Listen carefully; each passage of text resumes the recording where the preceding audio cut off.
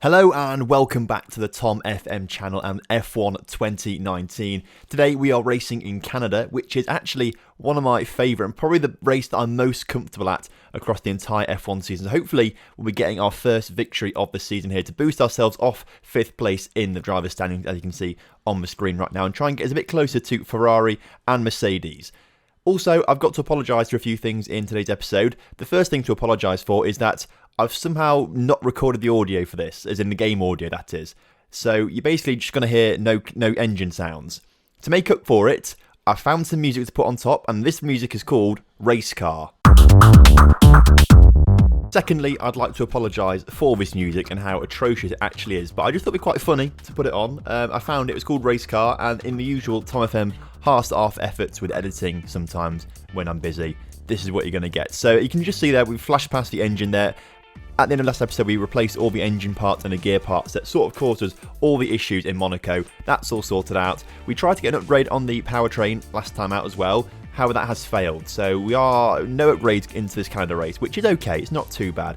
We've got a decent car. We're still technically the best car on the grid, apparently, in terms of everything. We're just very far down on engine power, which might let us down here in Canada. Canada's got a lot of long straights, so you need to have a relatively decent bit of engine power, especially the back straight. It's pretty much the length of the circuit. It's really long. You'll see what I mean when we get around to it, of course, if you've not seen it already. But as we come around the final corner in Q1, we don't actually go that fast through Q1.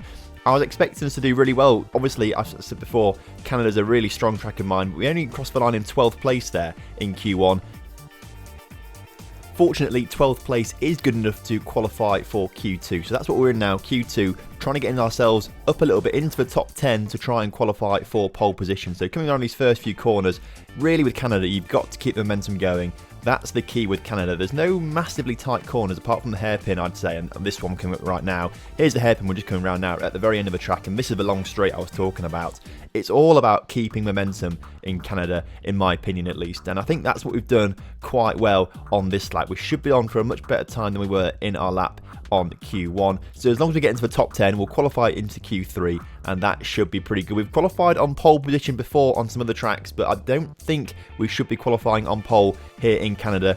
We actually managed to get fastest lap though of Q2, which is pretty good, but of course all the big times are going to come out now in Q3. This is when it matters for the top drivers, so we need to try and beat Hamilton's time at the moment as we come around these first few corners in Sector 1 in Canada. As long as we get ourselves, I would say, on the top, in the first 3 rows, we've got a good chance of getting some overtakes done and winning the race. As you saw there, we are just behind Hamilton in Q1, but as we come round the final corners, the Wall of Champions, we actually exceed track limits there, and I thought at this point our time was cancelled, but it wasn't cancelled, and we end up crossing the line in a 10.2, which is absolutely amazing. Rapid that was, 0.4 seconds up on our lap from Q2, so we actually qualify on pole position in the end, which is absolutely fantastic for this Canada race. We've got the strategy there, going long on the soft compound tyres before going into the mediums for the later stages of the race. We get away from the line though, and we've got to try and move over to the right hand side of the track pretty quickly to block off Hamilton, who's coming up alongside us. He actually gets ahead of us just temporarily, but of course it's a very short run to turn 1 and turn 2, and once you get around that first corner, you've got the line into the second corner, and we actually managed to hold off Hamilton pretty well there. He drops back a little bit after those first few corners, and hopefully now, after qualifying on pole position, we've not been overtaken. If we can just stay away from any sort of incidents and collisions, we might be okay to just go and take this race and get our first win of the season here in Canada, which would be absolutely massive for us. Canada is the first of the few tracks in a row that I think I'm really confident on. So hopefully this middle part of the season, we've had an alright start to the season, but I think this middle part of the season is where we can really start to come alive, and I think I can actually get a few race wins under my belt and things like that. As we come around the hairpin corner into Sector 3, you can see that there's a real bunch of cars behind us on lap 1 still. No DRS obviously on the first 3 laps of the race, but Hamilton has a much stronger engine in that Mercedes car. He's also got a bit of slipstream on us, so he's going to come right back at us down this back straight. You can see those arrows as he pulls out to the right hand side, goes for the overtake. I think there could have been a little bit of contact there as I tried to give him room, and I ended up exceeding track limits in doing so.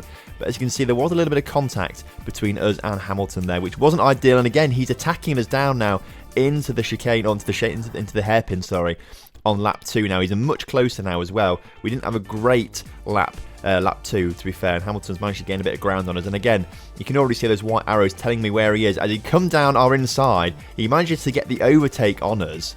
And now going on to lap 3, we go for a little dive down the inside, but we're not going to make it happen going through the chicane into the Wall of Champions. So Hamilton stays ahead of us as we enter onto lap 3, which is not what we want at all. He gets the fastest lap of the race as well. Quickly overtaken by Verstappen, actually, for fastest lap of the race. So that's good of our teammate to do that. But we quickly get back ahead of Hamilton as we brake late, go down his inside into turn 1, and get the manoeuvre done, which is absolutely fantastic.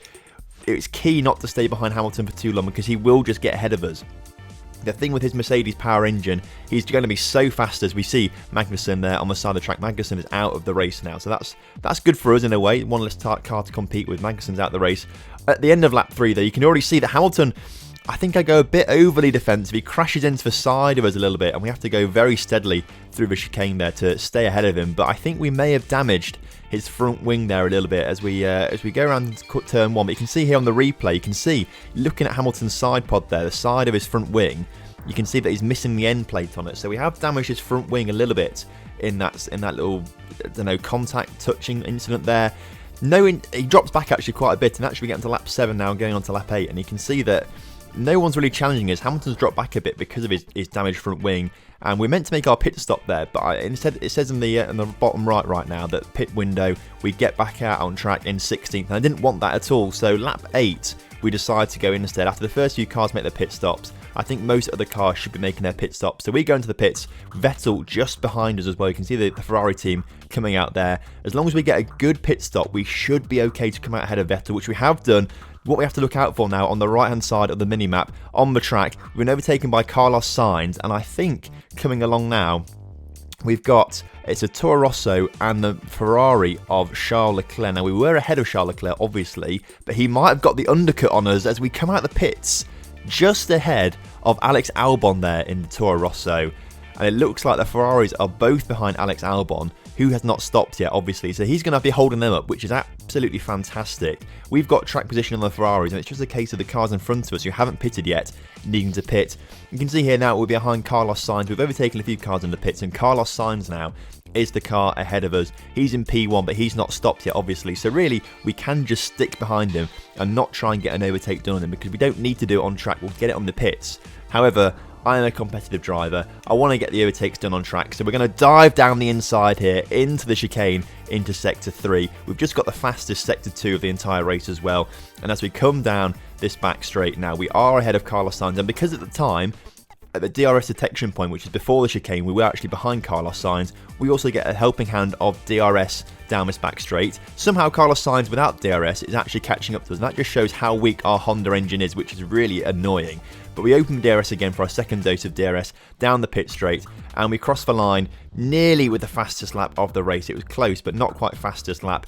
We do end up getting the fastest lap on the subsequent lap, but obviously I've decided in my wisdom not to show you that. But it's just now a case of just trying to manage the race now. You can see that we are miles ahead of the Ferraris. You can see here 10.3 seconds ahead of the Ferraris on lap 14 of 18. It's just about managing the tyres, not crashing, and keeping going.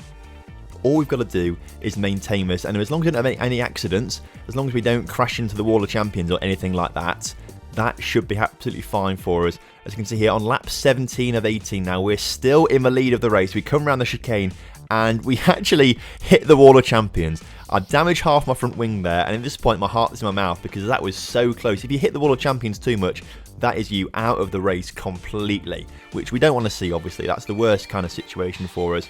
So that was pretty bad. On lap 18 of 18 now, though, no one's challenged us since the pit stops. There's been nothing happening. That's the thing. Although we're on our way to winning our first race here, literally nothing has happened of note apart from the opening few laps against Hamilton, overtaking Carlos Sainz after the pit stops. Nothing has happened. It's been actually quite a boring race for me personally, and if I wanted to include all of it, it's why this episode is so short. If I included all of it, it would have been so boring for you to watch and for me to commentate on. As you can see, we're 13 seconds ahead of Devon Butler, who's made his way back into second place now. So we are miles ahead. We were quite lucky in the fact that actually Butler, Vettel and Leclerc were all holding each other up. So they kept racing each other. They were holding each other up, and that meant we could just get ahead of them more and more and more. So we were very lucky in that regard. It was just a case of maintaining the race after that. So whilst for them it's been a really exciting race battling for the podium positions, for us it's actually been really boring. I've had no battles with anyone. It's not been like a Baku, for example. That was entertaining. But as we come across the final corner, we actually hit the wall of champions again, damaging the front wing a little bit further. We've been very lucky on the final 2 laps not to actually crash out the race, because it's fine margins not to crash out the race. But we do win our first race of the season here in Canada, which is fantastic. It's just a shame that it was really, really uneventful. So we get ourselves onto the podium. I think this is our first podium since the first race of the season. I think we came 3rd in Australia, I believe. But I don't think we've scored a podium since then. But now we are winning races here in Canada. And you can see here the jubilation on my face as I start to spray the crowd with the champagne. There's Devin Butler. He's getting sprayed with the champagne as well. He can enjoy that. And we're going to enjoy this race in front of the Canadian fans, and hopefully move us up slightly closer in the constructors and the drivers' standings to the people ahead of us, which would be really fantastic. As you can see, we won the race there with Verstappen actually finishing 8th in the end, which isn't good for the constructors, but it's good for us because we are now 25 points ahead of Max Verstappen, which is really good. We are quite far behind other people though still, and you can see here in the constructors we are still 93 points behind Ferrari, who are challenging with Mercedes. As you can see there, we're only 5 points behind Vettel, and we're only 16 points behind Devin Butler in 3rd. Leclerc and Hamilton in a bit of a league of their own at the moment, but we should catch up to them soon, because as you can see, as I mentioned earlier, Canada's the first of a string of races that I feel really confident about, and I think we could actually go and win. So France coming up next time, and Austria after that, Britain, Germany, Hungary. I think those races are races that I could win, because they're tracks that suit my driving style on this game, and I feel like I could easily get some wins there. I've done well in online races on those tracks as well, so I'm feeling pretty confident going into those races that we can try and close this points deficit to Lewis Hamilton and Charles Leclerc and actually challenge for the driver's title. After those races, it's a bit iffy. I'm kind of good at Brazil and maybe Japan, but other than that, it's a little bit tricky with how good I'm at those races. We're going to do some upgrades, and we're going to try and go for this engine upgrade that we failed to do, or failed to complete rather, and we're going to go for a major engine upgrade. It's going to take 2 races to do, but it should give us a massive boost in terms of our engine and put us maybe just ahead of Racing Point's engine in 3rd place there, which is really good, competing with the Mercedes engines, which would be quite decent. So hopefully those upgrades will work. They'll come through pretty quickly. Next time, we're going to be in France. Hopefully that will come around very quickly. Hopefully we'll get this out for the weekend for you, because we've been a bit slow with F1 videos recently. So I'll see you in France. See you for hopefully on the win. Goodbye.